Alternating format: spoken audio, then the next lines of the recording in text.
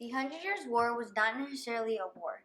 It was rather more a series of conflicts between England and France, 1337 through 1453. In the year of 1337, the English and French were combative.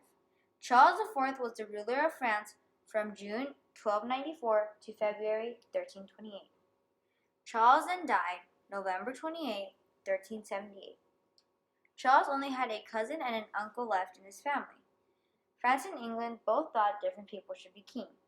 This happened because England's laws were different than France's laws. The choice was either Edward III of England or Philip VI of France. This caused major disagreement between France and England. The Hundred Years' War began. On August 26, 1346, the Battle of Crécy took place. This was the first battle of the war and the start of it all. This was the most important war during the Hundred Years' War. 1,200 knights and 30,000 foot soldiers lay dead on the battlefield. The weapons were described by a French writer as engines. He also wrote, which would fire through little iron balls to frighten the horses. It was also said that cannons were first used during the battle. England won the Battle of Crécy. England started to get high success during the first phase of the war. Then France started to make a comeback. The next battle was the Battle of Poitiers.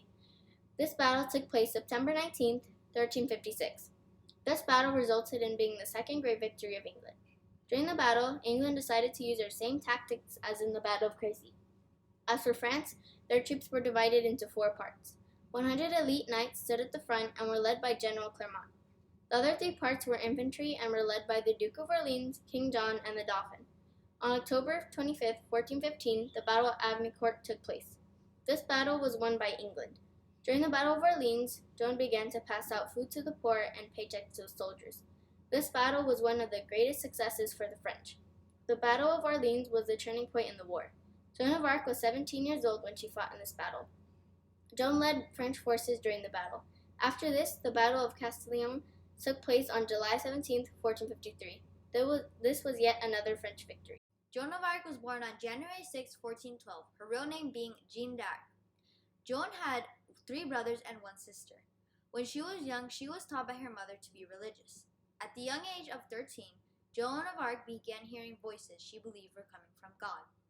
As she got older, the voices became more urgent. At the age of 17, these voices told and encouraged her to help fight for France in the Hundred Years' War. Joan was panicked and decided to take on the challenge.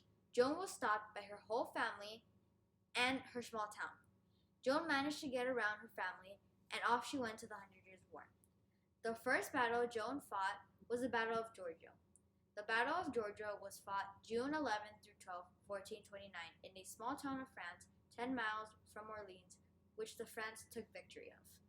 After the Battle of Georgia, Joan fought in the Battle of Mincenois.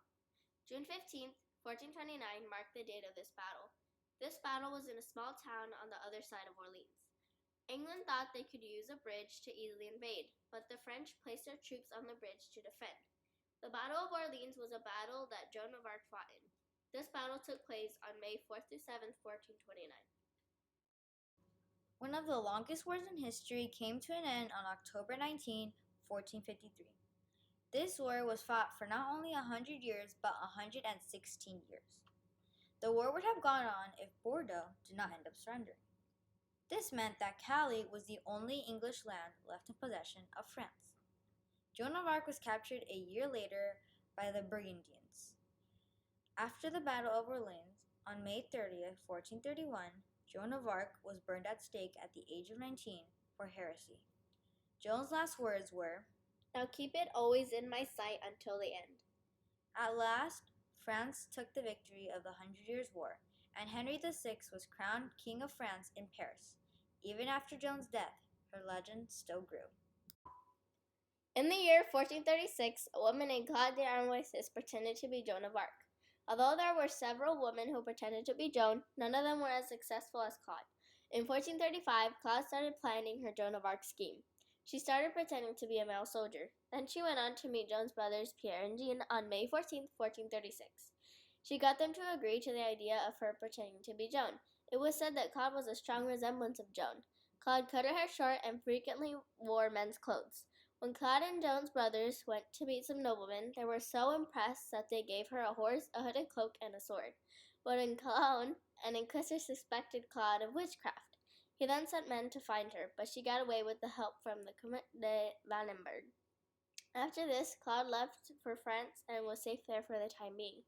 When the King of France heard about this fake maid, he set her up for a test. At the palace, there was a man claiming to be the king. If Claude could tell them apart, she was the real Joan. She passed this test since she had heard from gossip that the real king wore a soft boot on his leg. She then went to the real king. But there was a secret between the king and Joan. The king said, "You are welcome back in the name of God, who knows the secret that is between us." Because of this, Claude fell to her knees and admitted to being an impostor. This was the end of the impostor. Joan of Arc will always be remembered as the woman who led France to its victory in the Hundred Years' War and dressed up as a man in order to save France and complete her mission sent from God. Although English and many other people did not support what Joan did, Joan of Arc will always have an impact in history.